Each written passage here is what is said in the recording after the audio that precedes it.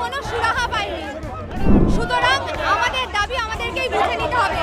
সেই জন্যই আজকে আমরা আন্দোলনে নেমেছি। আমাদের শিক্ষাকর্মীর ওপর কালকে বর্বর অত্যাচার হলো, তার বিরুদ্ধে আজকে আমাদের পথে নামা।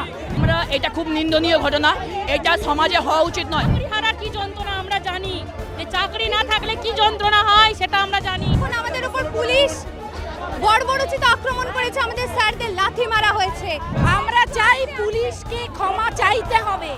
আপনারা পা কাঁপলো না, আপনার পা কাঁপলো না শিক্ষকের মুখে লাঠিটা মারতে?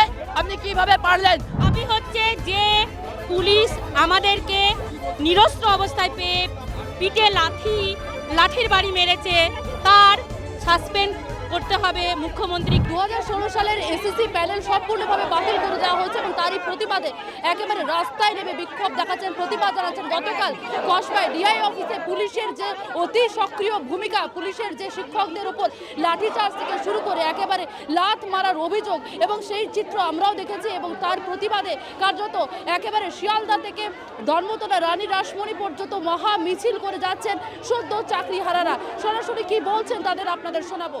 দেখুন, আমরা আগের দিন সিএম এর সঙ্গে বসেছি, সেখান থেকে আমরা কোনো সুরাহা পাইনি। সুতরাং আমাদের দাবি আমাদেরকেই বুঝে নিতে হবে। সেই জন্যই আজকে আমরা আন্দোলনে নেমেছি। আমাদের যোগ্যদের মিরর ইমেজ এসএসসির ওয়েবসাইটে প্রকাশ যতক্ষণ না হচ্ছে, আমরা যে যোগ্য সেটা আমাদের প্রমাণ করতে পারছি না। আমাদের আর্থিক দিক থেকে যেমন আমরা ক্ষতিগ্রস্ত, আমাদের সামাজিক সম্মান ধূলিসাৎ হয়ে যাচ্ছে। এবং এই দাবি নিয়ে যখন গতকাল আমরা ডিআই অফিসে গেলাম, তখন আমাদের উপর পুলিশ বর্বরোচিত আক্রমণ করেছে, আমাদের স্যারদের লাথি মারা হয়েছে। তো এই সমস্ত কিছুর বিরুদ্ধে আজকে আমরা প্রতিবাদে নেমেছি।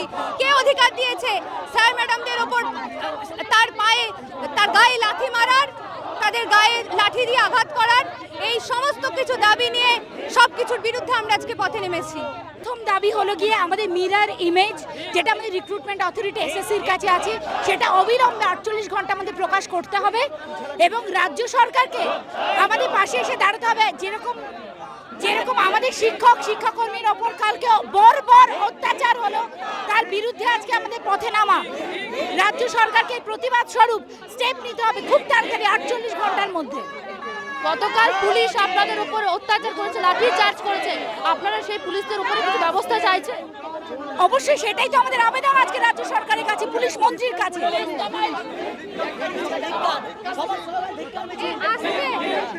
আমরা চাই পুলিশকে ক্ষমা চাইতে হবে। ঠিক কোন কারণে একটা আমাদের অহিংস প্রতিবাদকারী শিক্ষাকর্মীর ওপর পুলিশ এই রকম অমানবিক অত্যাচার করলো? আমরা তার উত্তর চাই, আমরা তার জবাব চাই। আমরা এটা খুব নিন্দনীয় ঘটনা, এটা সমাজে হওয়া উচিত নয়। কারণ আমি পুলিশকে জিজ্ঞেস করছি যে আপনারা তো কোনো শিক্ষক ক্ষেত্রে পড়েছেন, আপনারা তো কোনো টিচারের পক্ষে পড়েছেন, আপনারা পা কাঁপলো না, আপনার পা কাঁপলো না শিক্ষকের মুখে লাঠিটা মারতে? আপনি কিভাবে পারলেন? আপনি নিজেকে প্রশ্ন করুন। আপনি আপনার ছেলেকে গিয়ে বলুন যে আমি আজকে একটা শিক্ষকের গায়ে লাথি মেরে এসেছি। আপনার ছেলে তো কোনো শিক্ষকের কাছে পড়ে? এটা আপনার অন্যায় হয়েছে, আপনাকে ক্ষমা চাইতে হবে, জনসমক্ষে ক্ষমা চাইতে হবে সেই পুলিশকে।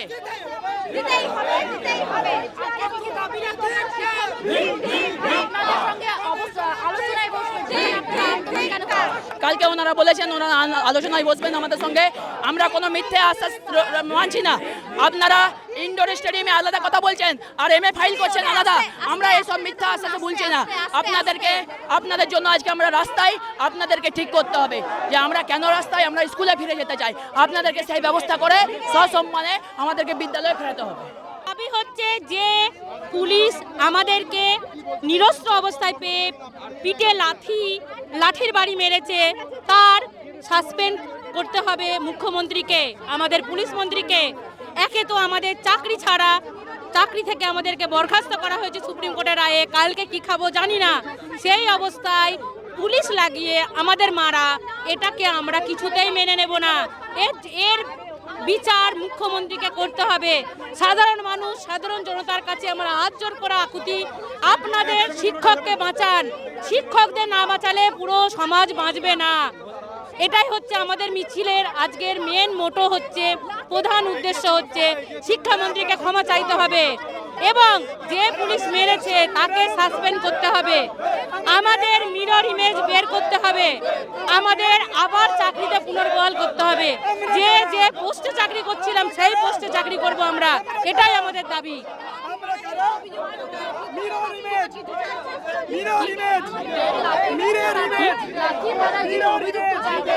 অভিযুক্তের আমরা চাই ওর সাসপেনশন হোক, চাকরি চাক আমরা জানি না, চাকরি হারার কি যন্ত্রণা আমরা জানি, যে চাকরি না থাকলে কি যন্ত্রণা হয় সেটা আমরা জানি। আমরা চাই উনি শাস্তি পান, ওনার কারণে ওনার সন্তান স্ত্রী পরিবার যেন পথে না বসে, কিন্তু ওনার শাস্তি চাই। মুখ্যমন্ত্রীকে ক্ষমা চাইতে হবে, পুলিশ মন্ত্রীকে ক্ষমা চাইতে হবে।